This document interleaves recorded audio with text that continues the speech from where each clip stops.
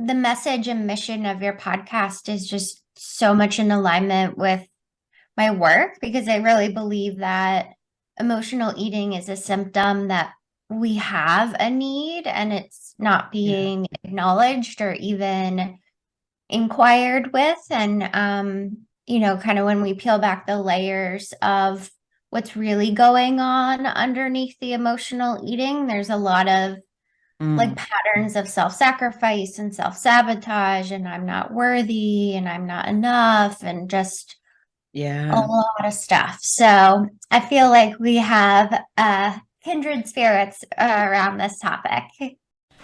Have you ever experienced something so crippling in your life that has made you feel broken? I have. Are you someone who has a giving heart but is struggling to feel good themselves? Are you consistently putting your needs aside to take care of everyone else? If so, you're not alone. Giving starts with giving to yourself so that you are able to give of yourself to other people. Isn't it time you took back control and discovered what makes you tick? Join me in my journey and find out how you can feel better about yourself, live your best life, and share that with others. Thinking of yourself, it doesn't make you selfish, it makes you brave. I'm Nelia, and this is the Giving Starts With You podcast. If you're ready to expose and target the areas of your life that are not getting you closer to living your best life, then I have created just the thing to help you. I've created a Live Your Best Life blueprint. It's a free download that you can now get at www.travellivegive.com/blueprint/.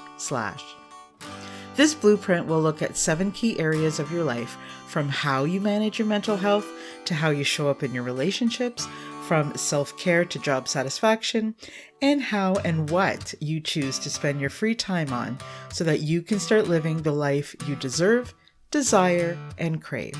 Because after all, it's time to start feeling better and create a life that makes you proud and be one massive step closer to the life you want to live.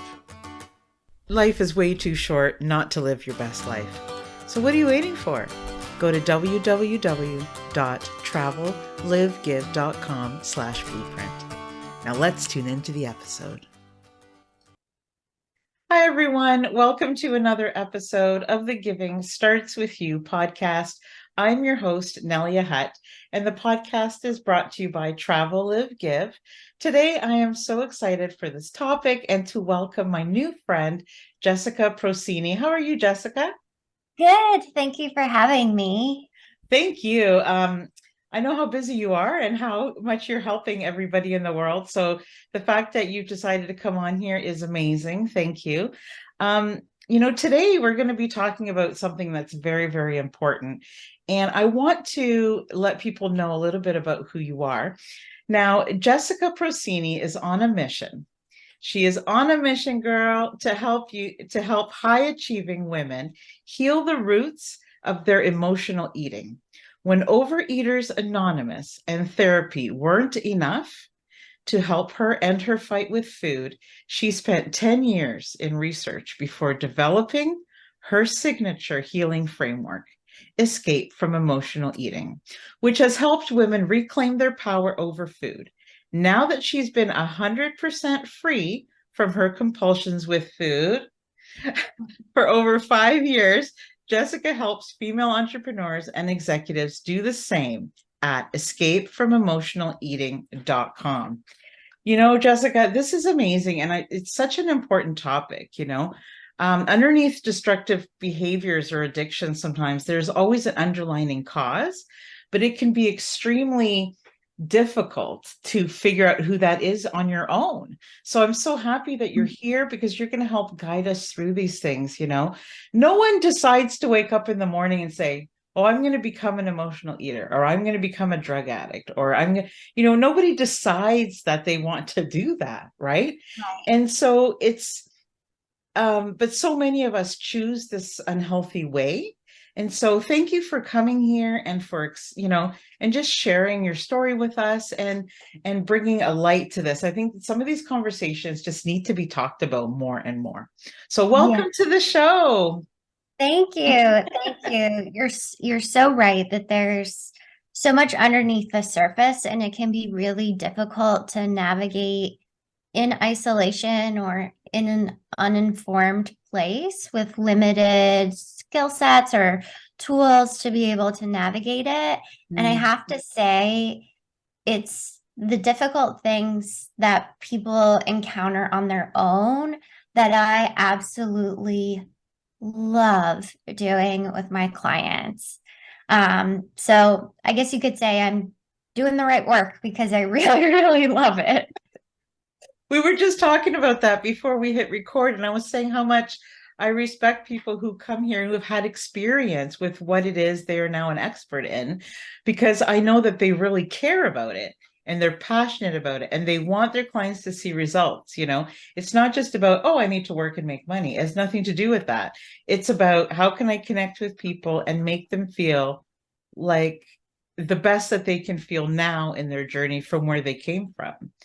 Right. So, can you tell us a little bit about yourself and just how you got into this line of work so we can get to know you a little bit better? Yeah, so my journey is pretty long, and I know we don't have that much time together. So I think I'll just pick up with the story on like once I got over the shock that I was an emotional eater, because that was a whole Mm, that's a whole book in itself to just understanding that I was an emotional eater. And it really came first as a shock because I didn't fit the typical stereotype. I didn't have hundreds of pounds to lose. mm, Probably looking at me from the outside, someone would never assume that I had issues with food. In the same way, they would look at me now and be like, oh, what is she, like, what does she know about emotional eating? Because I don't look like an emotional eater or look like mm, how someone would stereotypically think of an emotional eater. And when I finally discovered that I was an emotional eater, I had already binged my way through nutrition school. I'd gone all the way through nutrition school and never once was able to self identify and say, I'm an emotional eater. These are the issues that I'm having with mm. food. It was like completely avoided in nutrition school, which was mind-boggling in a separate So it conversation. wasn't even on your radar. Like it wasn't something you even, okay. No, no, it was like that's for people over there, and that's not Mm, what I have.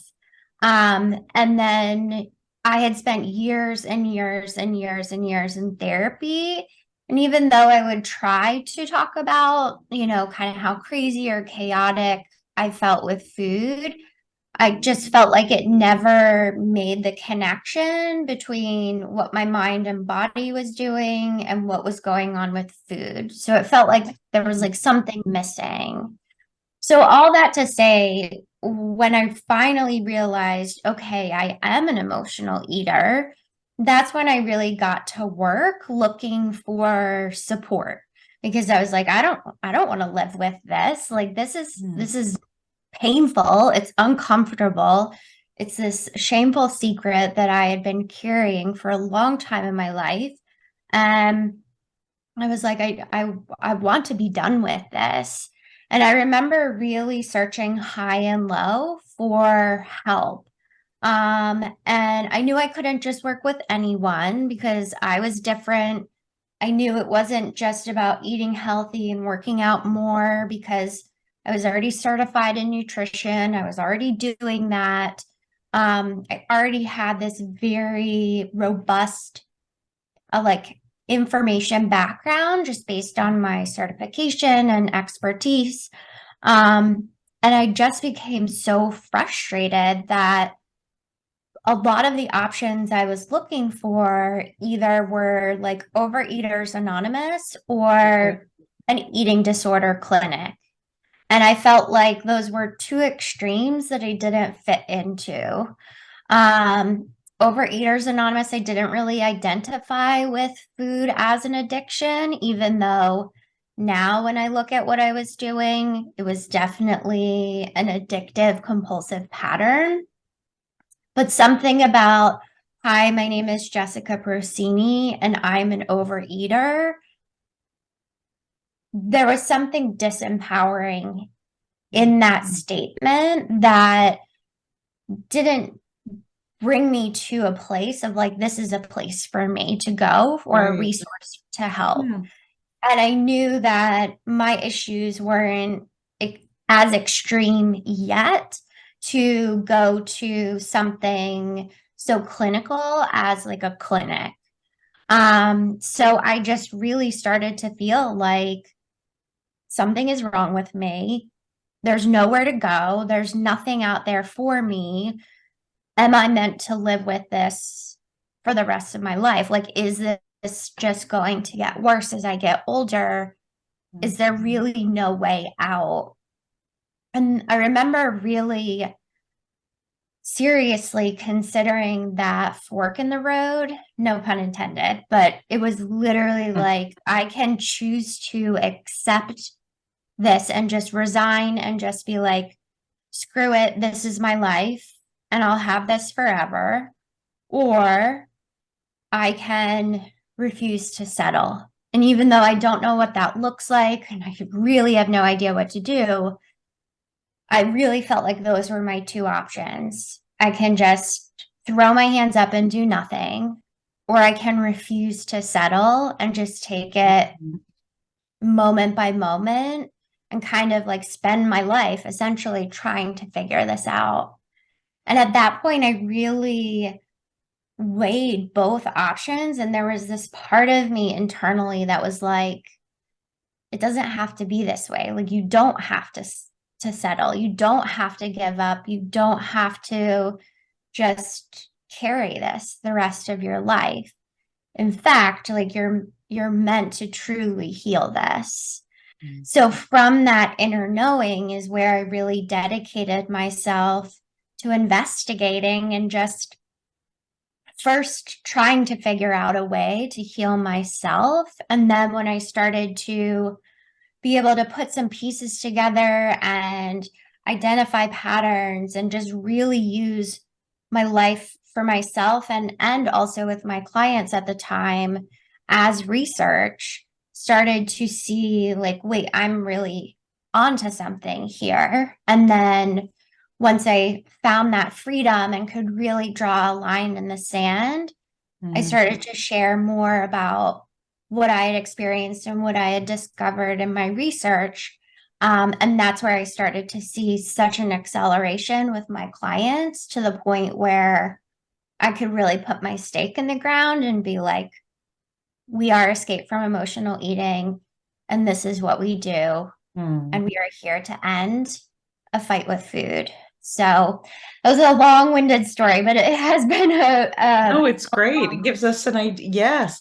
No, thank you. There's so many things that you said. So I do appreciate you saying, look, it's a long story. We're going to start. I'm not going to start at how I figured out that I have an issue, right? Because Mhm. that in itself is huge. It takes us a long time to figure out things like that in our own lives.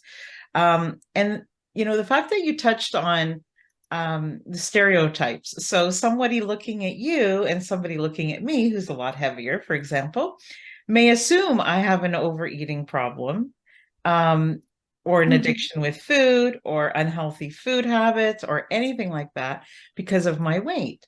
So thank you for bringing that up because I'm so tired of people judging based on what they see. I really am.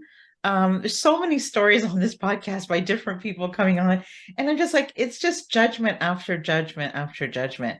And if you don't love yourself in a way that's powerful, that can really break you. And, Mhm. I just want people to stop doing that, first of all, because you just don't know. It's like those people that park in the disability and people are automatically judging. They're not limping, they're not in a wheelchair. You just Right. don't know. There are so many other things associated Right. with that. So thank you, for mentioning that, first of all, and for sharing your story. Um, I know it's not always now because of your journey. I'm sure that it doesn't feel the same way as perhaps a long time ago sharing your story. I know that that's like that for me. When we're in everything, it is tougher to share our story. But now that we're on the other side, we know that sharing our story is going to help other people. So thank you for doing that. I Yeah. appreciate that very much. Um, Yeah, so can I just ask you if it's okay, and you don't have to answer, but can you give us like an idea of what a typical day would be for you before you had help, before you figured Such out a all great the things? question. Yeah. Yeah. So I'm assuming that we want to be highlighting like what my day looked like and what did emotional eating look like Yeah. then. Hmm. And it's really interesting. First, I have to like really wrap my head around it because it's been a minute. But I'll tell you like vignettes of what I can still remember.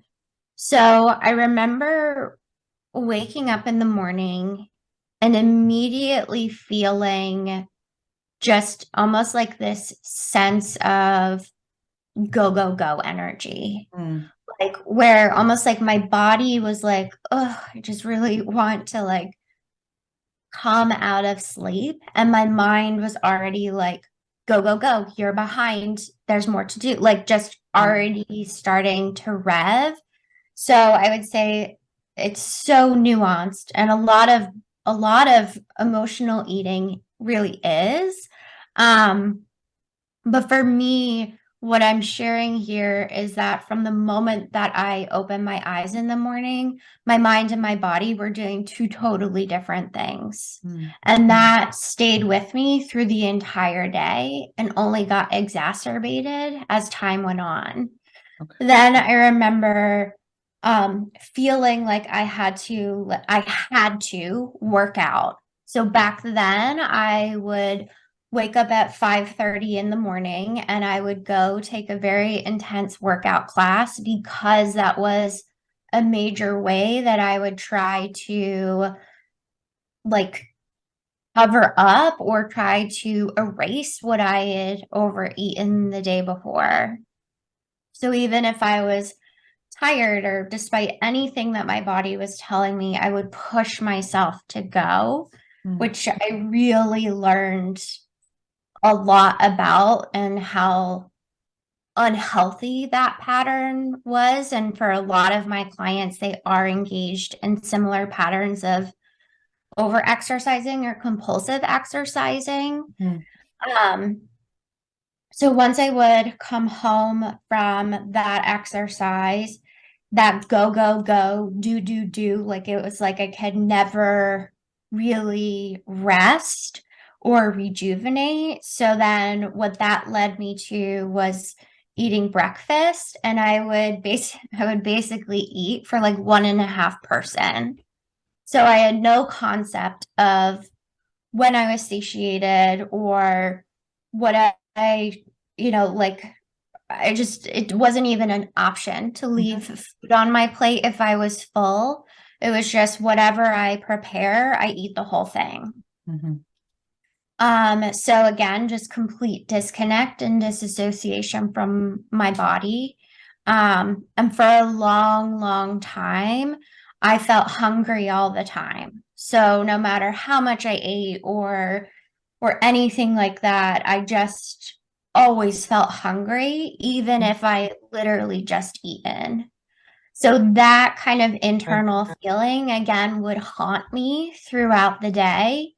And then as I would go off to work and kind of at the time I was working in fashion in the corporate world. So it was always like I was working, but in the back of my mind, I was thinking about when am I going to eat again? What am I going to eat? How much am I going to eat? It was like always, it was such a distraction. And then what I would end up doing is I would end up just working for 9, 10 hours without taking a break. So I was often multitasking, not paying attention to my body or what I was eating, often feeling like who ate all my food and what, like what Mm, happened, like just not even really realizing what I was putting into my I'm guilty body, of or that too. Yeah, that just I was putting mindless anything in my eating. body. Yeah. And then as soon as I would get home and as soon as I would walk in the door, even before I would take my coat off, I would go right to the pantry and I would stand in my kitchen. And I used to have these like dark chocolate covered guava bites. I don't know, it was something like Whole Foods had back in the day. And I would stand in my kitchen and eat 2.5 containers of them until I kind of like woke up enough from a food trance, being like, okay, I need to make dinner. Mm, Even though I'm not hungry, I have to make dinner. So I'd make dinner, even mhm, though I wasn't hungry. And kind of just go to bed feeling guilty, bloated, shameful, and then just do it all over the next day and the next day and the next day and the next day and the next day and the next mm. day. Thank you for sharing that. For some people who maybe are trying to put themselves, it's not about being, overeater versus versus not healthy eating. It's like it could be anything. And Mm-hmm. just to see what a typical day I think is very helpful for people. Like, so for me, I'm an emotional eater, but I overeat, but I don't eat the right foods and I don't eat at the right times. And food is comforting to me, but then I think, well, why do I need to be comforted? Right. So there's all of these things. I hear, and I don't know because I'm not an expert like you, but I hear it's partly control as well. You feel like there's something in your day that is yours to choose. Um, Even though it may not be the best thing that you're doing for yourself. So, how does one so when a client comes to you and they're aware that they have this issue, um, and how do you even begin to work with them? Because do you begin with, like, I know you need to uncover why they're using this as a coping mechanism, and that's hard to do. It's hard to get people to look at that because, like you said, it can be shameful, it's scary. The reason why people are doing certain things is because they're trying to hide the real reason. So, how do you get people to talk about that? Well, it's such a great question because the people that I work with, number one, have to kind of already be in this place of, okay, this is what's going on. And also kind of in a place of, I've really tried to Okay. handle this on my own. And like, I'm recognizing that I need help. Okay. And for the women that I work with, they are women who strive for excellence. So coming and saying, "Hey, I need help," and "Hey, I need help in this arena," that feels so shameful and so embarrassing, and like I should have figured this out already. It takes a high level of courage. So, the Mm, first thing that I want to say is that not everyone is willing to do it, and that's okay. But what I what was a major part of my story and is also a major part of the women that I work with is like in spite of the shame and the embarrassment and the like I don't knows and the what ifs and all the busyness that we have in our lives, there is this kind of underlying sense of like, I can't keep doing this. right. Like, there will be a day, like a reckoning, and it's like, do I really want to take that risk? Mm, And that was what I was really wrestling with in my journey, as I talked about, like the fork in the road of like, I don't want to find out what life is like if I just give up and just like accept this. but accept it from a place of like resignation rather than accepting it as a challenge, if that makes sense. Yeah, I love that.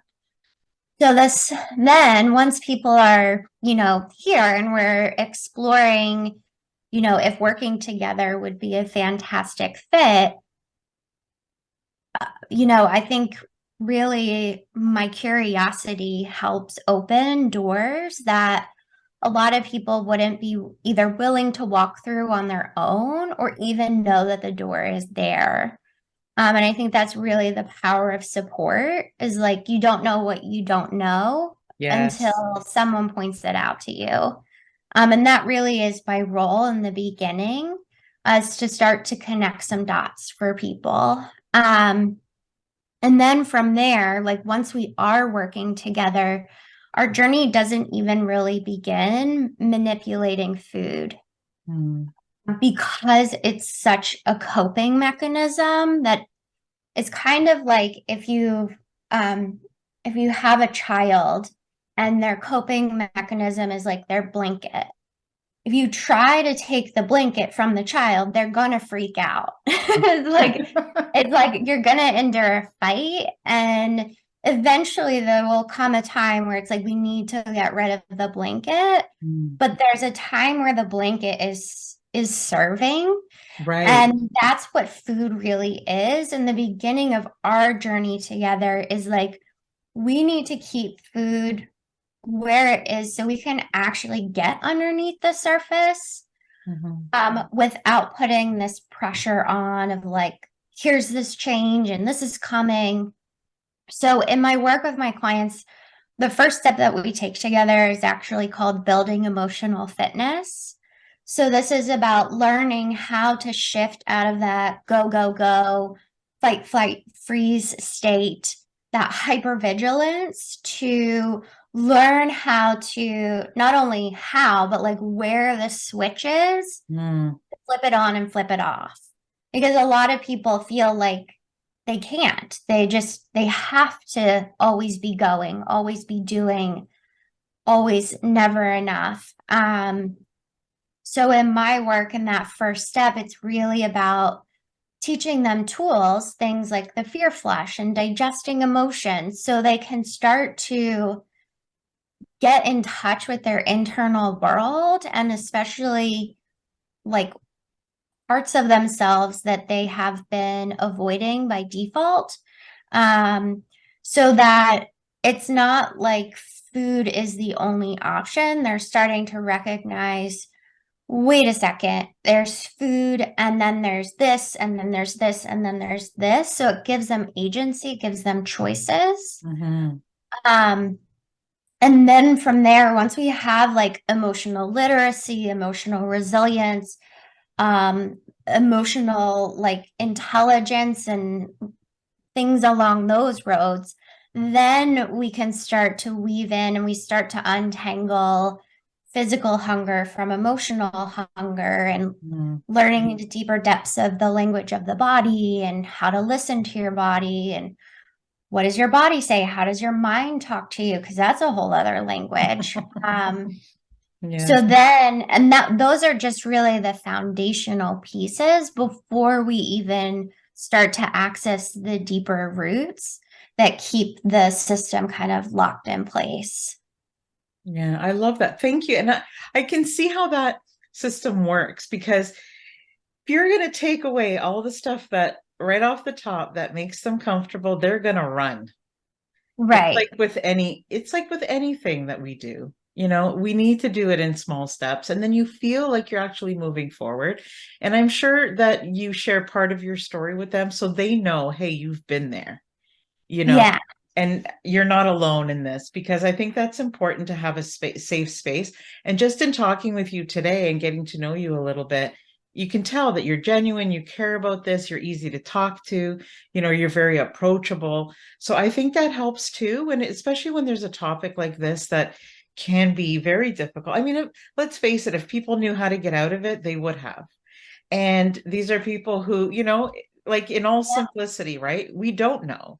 And that's why we need help. And who better to help than somebody who's been there and is now on the other side? And we all need to feel better and learn to love each other, love ourselves, so that Yeah. we want to make that decision, make that choice.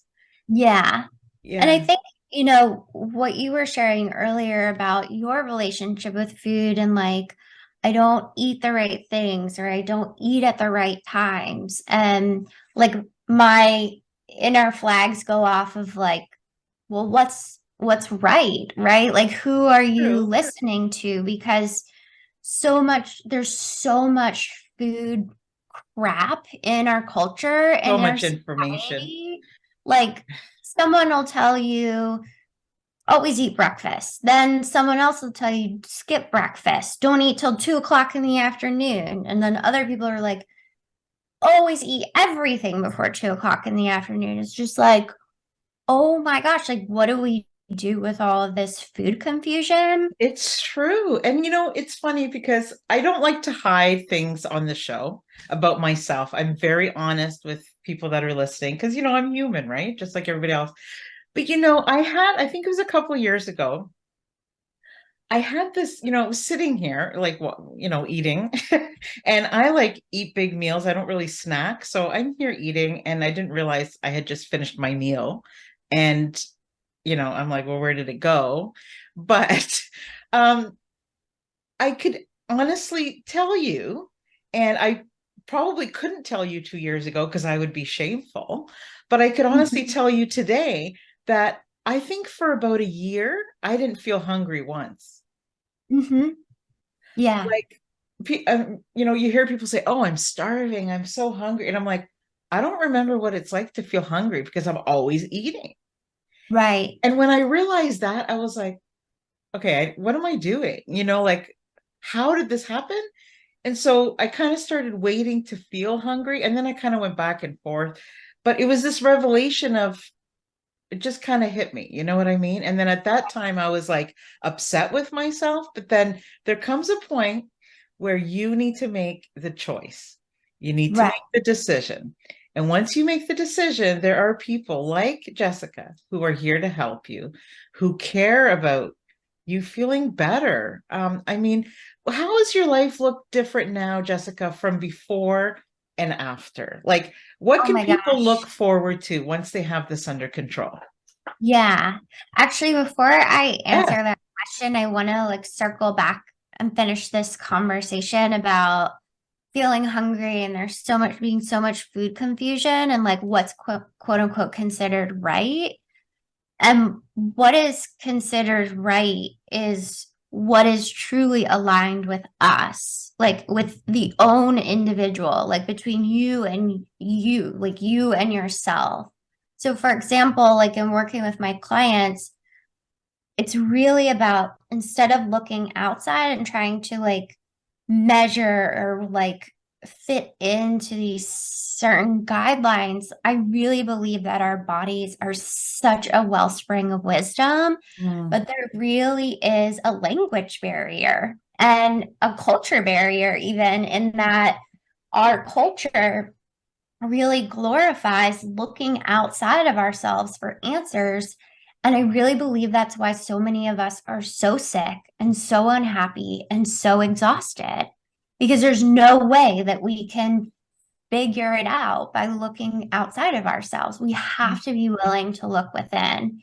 And that's really at the core of my work. And what we start from the beginning is really looking at the inside and what it like what does hunger feel like for you and what does satiation feel like, because those mm, are important languages of your body in the same way that like what does tired mean to you and what does exhaustion feel like. These are all really valuable things that we just override or we ignore mm, until we get ourselves into really difficult situations. So mm. is It's my piece on that of like we have to look within and stop mm, judging ourselves of what we've done right or what we've done wrong. It's like, well, according to who? Like, what rule book are you following? Because I really believe the rule book we want to be following is the rule book that we set mm, and that we like create with ourselves, because that's what creates integrity. Yes, that's beautiful. And it's almost like 20% of this conversation is actually about food. And Right. It's actually not 80%, really about food. yeah, and 80% of it is about all the stuff that's leading us to this, you know? And Yeah. I think that's important to realize with any real problem, right? And that's the part that Yeah. we have to get to, because you can substitute food with anything in this conversation in a way. And Yeah. I think we need to like honor ourselves enough to say, hey, I'm worth it. You know, I love myself enough to do this. And there's nothing wrong with being the way that I am. Let me just learn in a different way. And Yeah. so I wouldn't, I might come up with that in my mind, but I wouldn't know where to start. So that's where all of your expertise comes in. Yeah. Okay. So back to your question about what does life look like now? And I don't think I've ever shared these details because I feel like the life that I live feels radical compared to what it was before and what, like, I feel like a lot of other people have the ability to create for themselves. But what I want to say before I share is that I share this not as a look at me, look at the life that I have. Don't you want this too? It's more from a place of my story and my experience, first of all, is mine. It's unique. There may be some common threads. And my hope is that you use it as evidence for whatever you want to create, right? Because these are just snapshots of a before and after. We all have our before, but we don't necessarily have the after just Mhm. yet. So I don't I don't want people to give up and feel like, "Oh my gosh, that feels so far away," or even I don't want that, because my Mm, hope would be that not everyone wants the life that I have or the lifestyle that I have, because for a lot of people that wouldn't align with what's right for them. But the life that I live now really does feel in alignment with me, and it's still evolving and still becoming, because I'm still evolving and I'm still becoming. But I would say the main thing that is ever present in my day is my connection with myself. And these are just some examples of how it manifests itself throughout the day. So, a typical day is I let myself just wake up whenever I wake up. I know my body and have that connection enough that um, I can trust I'm not going to sleep till like 12 o'clock, or, like I pretty much wake up around the same time each day. So I don't set an alarm because I really treasure that time where my soul feels like it's coming into my body, because that really is where I receive a lot of intuitive guidance.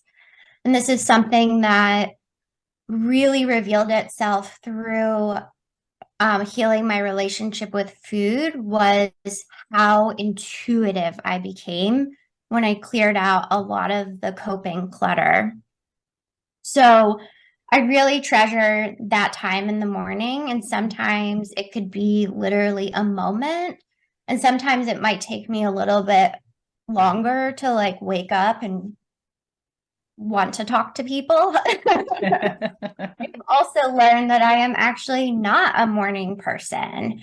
While before I was kind of pushing myself to wake up at 5:30, my sweet spot, like where I tend to wake up, is around 8 o'clock or 7:30. Um, so back then, like I was pushing against myself, against my body. Um, so anyway, okay, so back to waking up. So in the morning, especially in the morning, I really like to connect with the kinesthetic, so my physical body, and this can be simple as making some tea and walking my dogs, or some mornings it might look like gentle yoga or stretching for like 10 minutes. I kind of leave it open-ended in that, like, what do I need?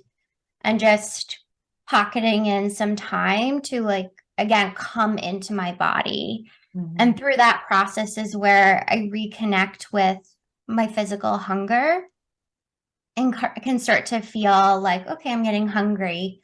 And then I will sit down at my kitchen table with myself. I tend to like to watch the Drew Barrymore show in the morning. So that's usually going on in the background. She has her good news stories of the day. And I like to have that accompany me in the morning. Um, so I'll make breakfast, I'll feed my dogs. I really know my body now. So like breakfast only really takes like 5 or 10 minutes till I'm like satiated, and then I like really move on. I'll do a little bit of energy management or emotional management depending on like what my inner world is telling me, and just what I need to process in order to be fully present for my day. And then I'm into work, and then I take a lunch, and for that lunch I usually will like go for a walk or get outside, sit down, have lunch. It's not a big thing, even though it feels like a big thing saying it out loud. It's just like But I, you're being intentional. You're being yeah, intentional with all the decisions that you're making, and food is one of those many decisions. yeah. But then like it's like I eat and I move on. Like I feel like I Mm. should be saying more about it, but it's really gotten as simple as that, as like, Not the obsessive thinking about food. yeah, like I eat when Mm. I'm hungry, I stop when I'm satiated. I have chocolate, I have ice cream, but Mhm. I don't overeat. Like, I don't live a life of restriction. I Mhm. feel really happy and nourished in my relationship with food. I feel like this is really boring to say this out loud, but Yeah, like that really big. is my life. And I don't second guess myself. I don't follow any rules outside of like what I know my body needs and wants and can digest. And, I honor my body and just really try to pace myself, even energetically, through the day. Because another way that my overeating would show up is that I would get into like cycles of overworking where I could just work, work, work, work, work, work, work, and never take a break, never let myself pee, never let myself Right. eat. Yes, And I I hear just you. end up, a shell of a human being at the end of the day. So I had to learn how to literally pace myself in the Yeah. same way that like our bodies have rhythms. I believe our energies have rhythms. So yeah, I'm sorry it's not No, more. it's great, because so many of us think that we have to, in order to be worth something, we have to go, go, go, go, go, go, go. And we don't have time to listen to ourselves. And the fact that you're listening to what your body is telling you, the fact that you're listening to the rhythms, the fact that you're doing all of these, what sounds like small changes but big results, is Mhm. huge, right? Because like when I asked you that question, it's because I kind of wanted to see, what the difference is so people understand that. But I could also, I know you didn't say it, but maybe I'm wrong, but I can also hear my self-worth is better. My confidence is better. I feel better about who I am. All of those things behind all of Right. the like tasks sort of that you mentioned, right? So Yeah. like within yourself, I mean, things are only going to improve when you're Right. listening to who you are. So I do want people to know that because sometimes, like when we started this conversation, you were talking about how it can be when we admit something is wrong with us, Mhm. um, it's not that something is wrong with us, so many of us are unhappy with certain behaviors that we have because we figure it covers up other things. But to Right. go from feeling shame to going from just listening to yourself is huge. It's Right. huge. And I want people to know that if you can do it, they can do it, right? Yeah. I mean, I'm not like a special person in the sense of like, I just remember feeling, especially was when I was really struggling with my emotional eating, I just kind of felt like, am I like missing a gene or something? Like, why do other people have this figured out and like I don't? And like, if I could boil it down to like answering that question, it was really, I went on this journey of like really truly getting to know myself and not just like, I like the color pink and, Mm. I prefer the beach over cold weather. Like, but Surface stuff. yeah, but like really, like one example is how I used to find myself just saying all the time, I'm tired, I'm tired, I'm tired. Mm. But what I was trying to communicate to myself was a deep belief in my capability. Mm. That like I was saying I'm tired, but what I meant was I can't, or I'm not Mm. capable, or I don't believe that I could fill in the blank. And that's such a great example of a Mm. miscommunication. If we don't take the time, not only take the time, but like if we don't honor the challenges that are showing up in our lives right now, we miss out on the lessons and the transformation and the women and the individuals that we become from the willingness to say, you know what? This is a challenge for me, and I'm going to figure it out. And I'm going to figure it out even if it takes my whole freaking life. I'm going to be a student to this process. And Mm. that was really the choice that I made that changed everything. And that going back to that moment in my story is like, I don't know what's going on and I don't know a lot about this, but I know I don't want this anymore. And I am willing to literally die trying, to spend my life Mm. figuring it out so that I can at least say, you know what? I gave it my best shot. And and I really embarked on that journey not knowing if I would ever reach this place that I am Right. now. You just, yeah, you have So, that doubt. You just don't know.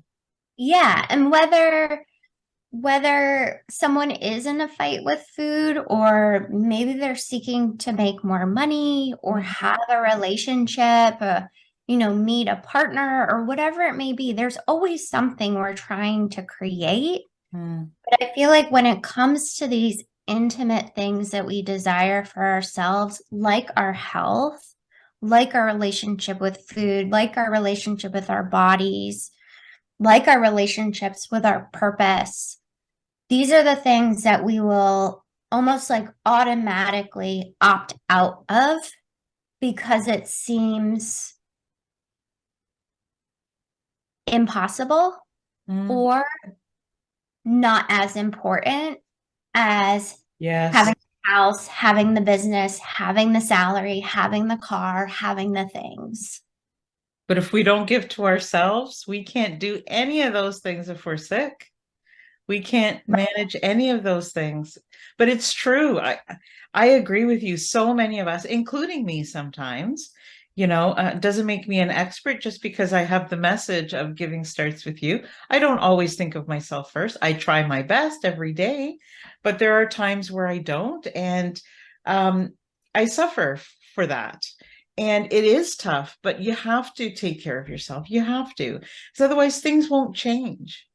Yeah, Nothing will change. At least, even if you're not 100% sure that it's going to work, you know that it's not going to work if you don't try it. yeah, exactly. Hmm. Exactly. I know that on your site, I know that if people can sign up to get some resources. Can you tell us a little bit about that? Yes, so we didn't get too much into it, which makes it even more the reason to head over there because there's so much more we have to explore and talk about. But the heart of my work really is about getting into the roots of emotional eating, because if we don't get there, then we're just kind of farting away the time. So what I recommend is that if anything that I shared with anyone who was listening, if it really resonated with you, I invite you to go over to innerwork.me and take the free clarity quiz that'll help you identify which of the four roots of emotional eating is activated.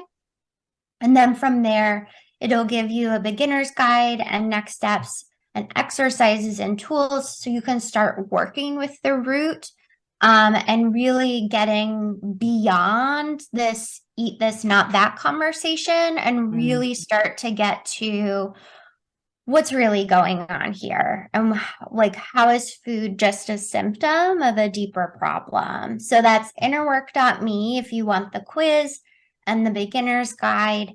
And then if you are curious about my work and how I work with my clients, you can head on over to escapefromemotionaleating.com.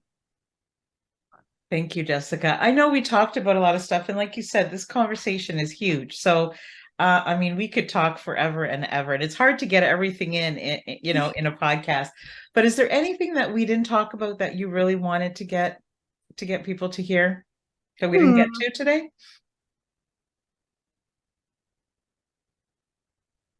I think I think what I just really want to highlight, and we did spend a good amount of time talking about it, is that while on the surface, this is a journey of healing your relationship with food, at the core, what this is really about is healing your relationship with yourself. Because food, how you do food is how you do life. It's how you do work, it's how you do parenting, it's how you do dog parenting if you're a dog parent, or like it's just how we do everything, because we are the common denominator. You are the common denominator in it all. So Mm, I feel like this road and this journey is can seem one dimensional, but it really will change your life because it changes you. And mm, um, I can really like speak to that, and just how different I feel, how different I look from back when I was emotionally eating. And I have to say, I would never, ever, ever go back, just because it was so painful and unsustainable in the way I was operating in my life. mm. So there is another way. You have to be willing to be a student to the process, and most of all, be a student to yourself. Thank you so much. What a beautiful thing for you to come out and say, and just to end that way. Um, Yeah, there's hope for everybody to end all of the suffering that they have. They just have to take that first step. And I mean, you guys are listening, and if you're watching on YouTube, you can see how personable Jessica is. So reach out to her, absolutely. And if you have questions, and I mean, there's going to be her links in the show notes. Sign up for her information and take the quiz. I mean, what do you really, what do you have to lose, right? And no matter what you're struggling with, I want you guys to know that you don't ever have to go through it alone. One of the hardest things to do is go through whatever it is. I mean, you could substitute any of the topics that we're talking about. Um, we have to make the decision for ourselves to get started, but in the journey, we can never do it just ourselves. So reach out to people around you and get support. There's no shame in being human. Honestly, we all have, if it's not one thing, it's something else. So let's Right. just help each other and stop judging people and stereotyping and all of these things. Thank you, Jessica, for coming here today and sharing with us and making it a comfortable conversation. I really appreciate it. Thank you. Thank you so much for having me. Thank you for tuning in to this week's episode. If you enjoyed what you heard, please subscribe or leave a review. See you next week on the Giving Starts With You podcast.